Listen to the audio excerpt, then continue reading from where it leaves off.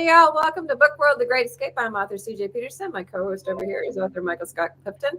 Today, we have two very special guests that we've had before. We're going to have Stephen Gies and Beem Weeks of the Fresh Ink Group. We're going to be talking publishing.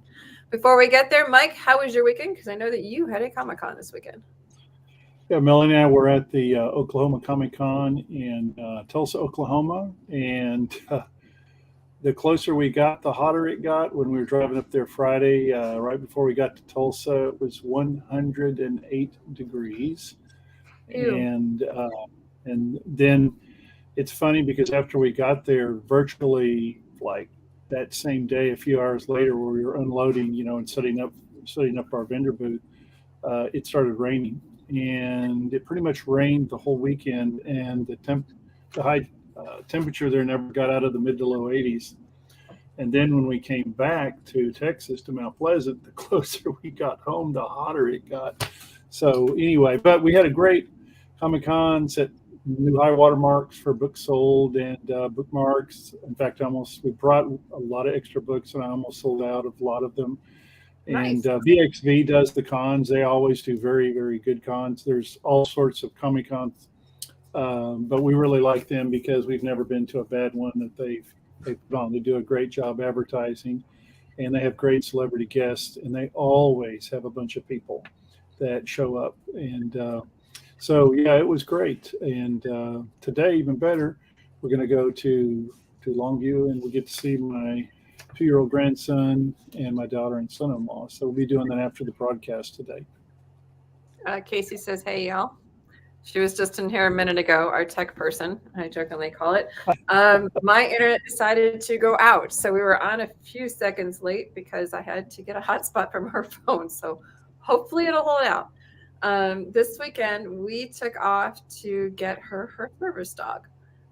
So she's starting with a puppy. So we have puppy love going on right now in the house. Not so much for little D and for Samson, but they're tolerating her, and she's growing. She's cute though. She's a full-blooded golden, so she's about 10 weeks old. So she's a cutie. So we've got our hands full with that and with moving and all sorts of something. Casey said she's something. She is. So in the meantime, I'm working on editing because I have a book coming out at the end of August. It's Tested by Fire, where a fire marshal falls in love with an arsonist before he realizes she's the arsonist. So fun times there. Wow. So how are you gentlemen doing today, Mr. Weeks and Mr. Geese? Doing well. But did you just give away the ending of your book? Absolutely Okay. not. Nope, that's the tagline with it. All right. Nope. I'm doing fine. Awesome. I did get to see pictures of Michael at the Comic-Con. I was rocking those shorts. It was definitely hot. Was one of them like a Hulk or something? I think I saw.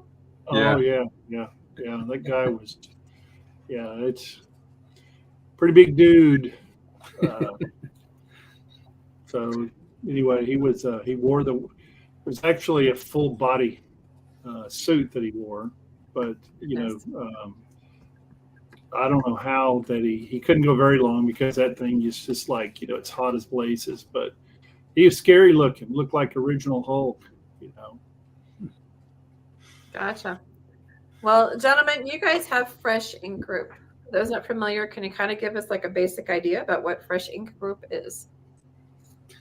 Well, Fresh Ink Group is, I guess, a hybrid publisher, but probably one of the first because we've been doing it that way since 96, 95, 96, something like that. It grew out of, I had written a couple of books and had traditional publishing contracts, and I got fed up with dealing with traditional publishers. No control, no say, covers that I thought were terrible, pricing that was my mom wouldn't want to pay to buy my own book, that kind of stuff. So I decided to try, do the self-publishing route, but that's not really effective in terms of marketing purposes. You want to have a publisher behind you and all the resources of a publisher. So I started Fresh Ink Group and talked to a couple of friends who are also writers, like that scoundrel in the lower right corner there. And one thing led to another, and we just started putting the books out and, bringing in people to help with stuff and putting together a team. And a couple of other people said, hey, you want another author? Can we get in? And one thing led to another, and we're like, I don't know, more than 250 titles now, 70 something authors. Nice. And Congratulations. was never intending to grow it like that, but they just keep coming to us. And It just happened. it happened. Yeah. Yeah. So, what's your part of the new game? You're breaking up. Yeah, I didn't hear that. Uh-oh. Can you hear me now? Heard that. Okay, I said. Okay, Mike, probably you should ask the questions today because I don't think my internet's working very well. So Beem, were you part of what Stephen started originally, or did you come in later? No, I came in later. Stephen taught classes on writing, various creative writing elements classes, 3 or 4 of them, and I took all of them. And we just developed a friendship, and through that, I started writing my first novel, Jazz Baby, and I wasn't intending on publishing it or anything like that. And it took me 8 years from start to finish on that because I put it away for a couple of years, and then by the time it was finished and edited, and I didn't know what I was going to do with it. Stephen said, "Well, let's publish it." I was like, "All right, cool." And then from there, I started getting editing jobs through him, and now I'm kind of wearing many hats there. Okay. Editing books, editing audiobooks, producing book trailers, social media. I don't so much do the social media anymore. We got a guy that does that now, but that's what I started with. So if there was an author that was wanting to get a book published and they contacted the Fresh Ink Group, what is it that you offer for the authors? What are the services that come along with publishing a book through Fresh Ink Group?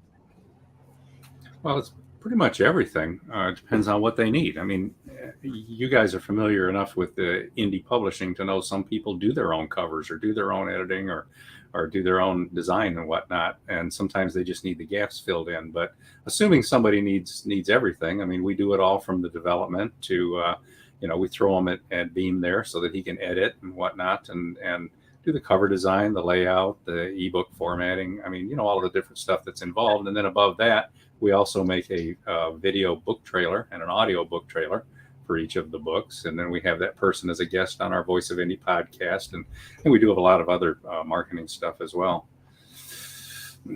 But so whatever you need. So it's sort of a shopping cart where if you need just the book cover or if you just need the formatting or if you need help with marketing, it's something that's not necessarily all inclusive in that you have to pick the whole thing. You can just Fresh Ink Group can do the parts that the author needs done to get the book published and marketed. Is that a correct assessment? A la carte. Yeah. I mean, we've got some people who have their own publishers or are publishers, but they still come to us for some things, some pieces of it or whatever. But for the most part, we if we're going to work on a book, we like to publish it too, see it all the way through to the end, and then work with that author on future books. And kind of like right now we're working on Cheryl Carpinello's book. She wrote it, published it. It's been out there. But she wanted to turn it into an audiobook. So she came to us for the audiobook. And we're working on that right now. Audiobook, okay. So you guys do audiobooks yourself? Do you guys have different voice people? We hire professional voiceovers that read these things, and we put sound effects into them. And hey, there's a knock at the door. And you hear the knock at the door. And background music, music for like scene changes, especially because in an audiobook, you don't know when there's a scene change. Mm-hmm. So we put a little piece of music in there to let you know. But yeah. Now we do have packages. I mean, if you go to freshinggroup.com under the publishing tab, there are a couple of packages there where you get everything from copyright registration to cover design to, all of the different things like that for a package price. But we always wind up customizing those packages. Those are like the starting point. And then we just figure out what you need and what kind of costs would be involved. And we keep our costs very low. I've never seen any of our competitors be down in the price ranges we are for most of our stuff. Because again, we're not trying to make money on that. We're just trying to make sure the author has some skin in the game, and contributes some, and then we still wind up picking up most of the costs. especially what when we do things. What platforms do y'all publish or do you load the books on? It's Amazon. LSI. Yeah, everywhere. It's worldwide distribution Snowball. through all the major distributors, Ingram, Baker and Taylor. Mhm. Everywhere pretty much. Okay. Is And there as far as the ebooks, we do 212 ebook formats too. So if you want the Kobo, go to Rakuten. We've got it there. If you want the Nook, go to Barnes and Noble. You want the Kindle, go to Amazon. Google Books. Yeah. Wow, good. So from like start to finish, when an author approaches you, if they want like a full package, how long does it normally take to publish it? We've done them in a couple of weeks. Yeah. Wow. And what tell us about the one you're working on? He's also got a website. What is that? A year now? You talking about Darkness? Yeah. Yeah, it's been about a year. He's just, redoing a lot of stuff, and then I edit it, and then he takes it back and adds stuff to it, and then redo it. So that's taken a while. Yeah, and with a lot of our authors too, we're working on their next one with them while we're still publishing the previous. So we try to work ahead as much as we can. But we're doing one right now for Dave Hooker of Off the Hook Sports. He's celebrating the Tennessee Vols 1998 championship season, and we're right at about 2 weeks on this right now. And he wants to swap out some pictures and make a couple of changes and stuff over the next day or two. But otherwise, we'd have had this thing published probably tomorrow. So that one would have been a 2-weeker. Wow. That one's moving fast, though. Yeah. So when they come with you all ready to go, it makes your life just a whole lot easier to get it out there quickly and get it through Actually, no. I disagree, because almost always when people bring stuff to us, it's not ready like they think it is. It's formatted wrong. It's got stray codes that it's easier for us just to redo it than it is to try to clean out all the stuff that was in there. It's the wrong size. You know what I mean? So I kind of like to just do the stuff ourselves more than have things brought to us. But sometimes it works out. When people know what they're doing, like we've got an author, Gwen M. Plano. She knows what she's doing. And she just brings the stuff and it's like, oh, okay. Great. Next. Yeah. So does that include editing? Is that another one of the services that y'all? It can. Yeah, it can. Do you ever get something from an author that you feel needs to be edited? Is there a line you draw? I guess what I'm saying is that that the only way you publish it is if certain criteria are met or certain changes are done, since you run, to make it a professional publication. Yeah, we have standards. Yeah. Yeah. There's been some editing jobs where it's basically I'm the ghostwriter. I've had to completely rewrite stuff, and you keep the element of their story, and usually they're happy with it too, because they'll tell you, not quite as sharp on some of this stuff. Well, yeah, but for the most part, that's only happened a couple of times. Okay. And all sorts of genres, from children's books to Christian, to science fiction, to historical fiction. Pretty much everything except porn. Yeah. We haven't really done any erotica or anything like that, but we would, if somebody brought us something that was very good. So it's a quality thing. It's got to be good. It's got to impress us. And we don't get a lot of crap brought to us, because almost always when somebody comes to us, it's a referral from another of our authors or somebody that we know. So they're not referring a total amateur to us. They're referring somebody that they think's worth talking to and has some good work to look at. Verwayne Greenhouse says, I read a number of FIG books. I don't know what that means. That's Freshing Group. Oh, okay. And they are always smooth reads as a result of good editing. Hey, Verwayne. Hey, Verwayne. He's one of our biggest supporters, that guy. Awesome.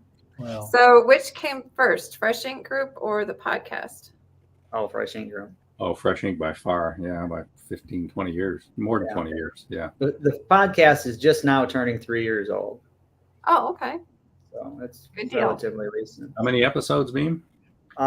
We've actually got over 160, but there's a couple of them that aren't on there because there were technical issues or whatever. So those were taken down. Those are some of the early ones. And like one time I started I think I mentioned this last time I was on, I started the episode and I was the only one on that night. Didn't have a guest, and Steven was elsewhere, and somebody didn't turn on his microphone. So I'm getting all these texts or these, stuff on Twitter saying, we can hear the commercials, but where are you? Oh, no. So I did a whole 35, 40-minute episode that night with the microphone off. So that's not in the archives. But we've got about 160 episodes in the. I think we're getting ready. Tonight is going to be number 158, actually. But with the 2 or 3 that are no longer archived, we've done about 160 episodes. Wow. It's Very awesome. cool. Yeah. Well done. So you have 270 titles, I think you said? About that. I'd have to go look. Obviously, it goes up every week. Mm-hmm. So you send them out, you send them through the podcast, but you also send them out in your newsletter as well to make sure that they get like full exposure and your social medias and all that. Oh yeah. Yeah. We've got a very young guy who was a social media influencer who does tons of posts for us, Instagram stories and tweets and all that. I mean, we're out there. Sam Wilson. His name is Sam Wilson. Yeah, he's an actor too, and he's in movies. I mean, actual movies too. Wow. Oh, very cool. It is. Sure is. Well, how do y'all, since y'all are geographically, I understand, who lives in Michigan or Wisconsin is Michigan. That's Beem, and Stephen, don't you live in Florida? Am I catching that right? Is that? I am in Guntersville, Alabama. Alabama. Okay. Well, I was close. I'm from Michigan, so I said it the Michigan way, but down here it's Guntersville, Alabama. Okay. So we've got the guest on our podcast, and I grew up in the Guntersville area, so that was kind of an odd coincidence. Gwen Plano, the one you mentioned before, she says Freshman Group exemplifies professionalism. They published my books and offered support throughout all their publications. Shine. Thank you, Gwen. Yeah. Awesome. Glad I said something nice about her. Poor thing. No, Gwen's a sweetheart. We just adore Yes. Gwen. We've known her for a long time, and she's great writer, and she knows what she's doing. Yeah. So are there any challenges logistically regarding the fact that you guys are so far apart physically?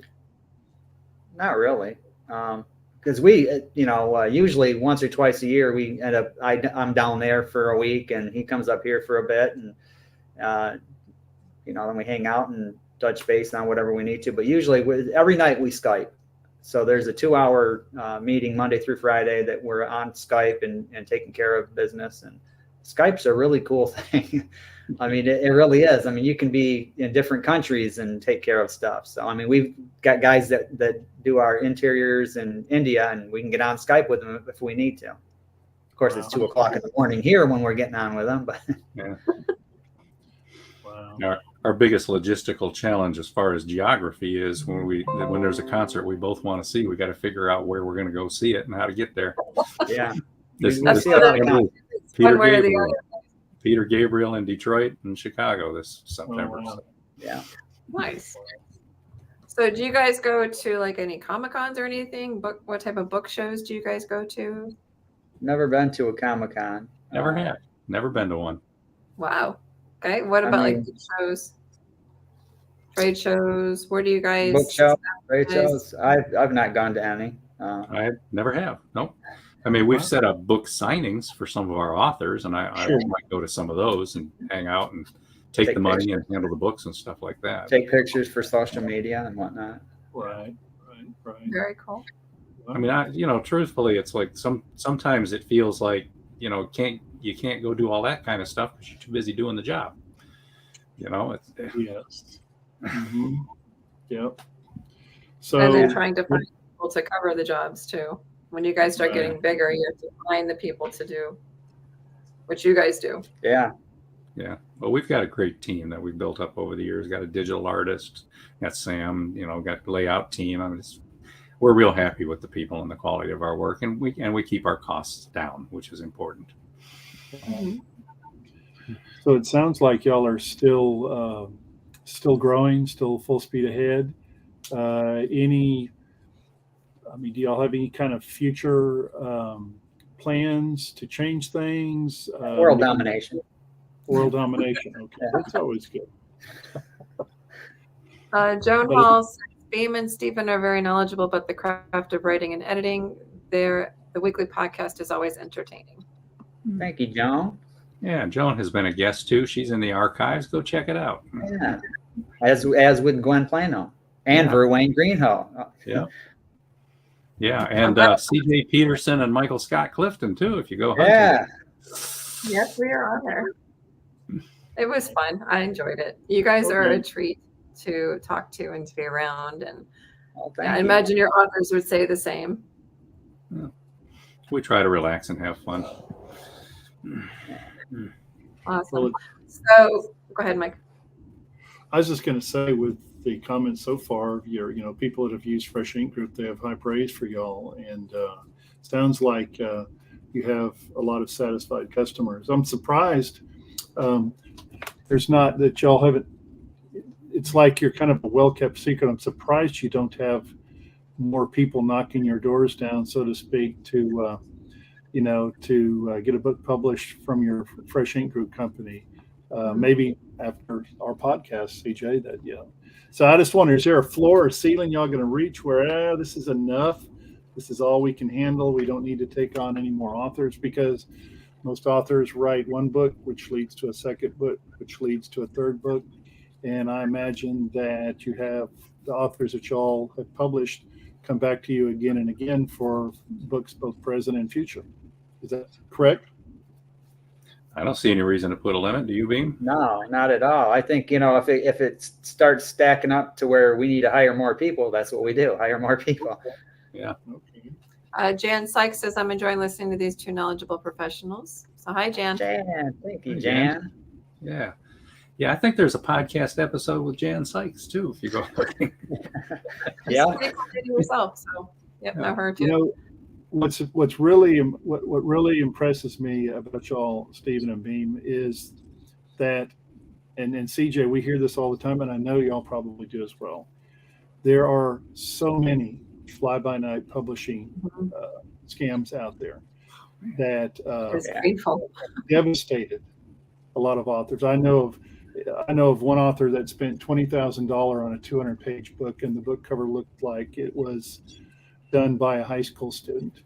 And I hear those stories all the time. And people, the book shows, Comic Cons we go to, and the writers organizations we belong to, and they have these horror stories of, I spent $5,000, I spent $10,000, and it breaks my heart because more often than not, they don't write another thing because, that just devastated them. So to have a reputable group like Fresh Ink Group, a company that one can go to and know that you're going to get exactly the services that are advertised, actually is quite refreshing, because it's really not that way for a lot of indie authors who are trying to find a publishing company. So my hat's off to y'all. I think that's awesome.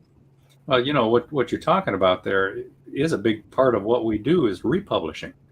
We get a lot of people bring books to us that were published elsewhere with, paid $20,000 and had that high school cover, and they never liked the editing. They weren't happy with the layout. There's everything about it. They felt like they lost control of their project, paid somebody else to wreck it. And then they wind up unhappy for a year or two. They don't sell very many copies. And then they come to us and say, could we redo this and do it the way I want it this time? And then we try to make them happy. And a lot of times that works out way better for them. So that feels good sometimes, because you kind of like helped rescue somebody's writing career that maybe they weren't going to keep at because of such bad experiences. And to be able to do that in a way that's, very, very affordable and stuff makes a big difference too, because then that, they've got a little bit of skin in the game, but they're not, overwhelmed by the costs and all that kind of stuff too. When you invest a lot, you got to make back a lot just to make it worth the investment. And we like to make sure our people are getting their investments back, especially those that do events. where they order a couple hundred author copies and go hold events and things like that, and then hand sell those books. They make good markups when they do those kind of stuff, and many of them make all their investment back just on one event. So yeah, republishing is very important for us, because sometimes that's what it takes to get somebody's next book, is to fix their last book. Yeah, and that whole process, we've had a few authors that were kind of snake bit, that coming over from, a bad situation. And when you feel for them, so you want to make this the best possible, experience for them. I think that's what we do.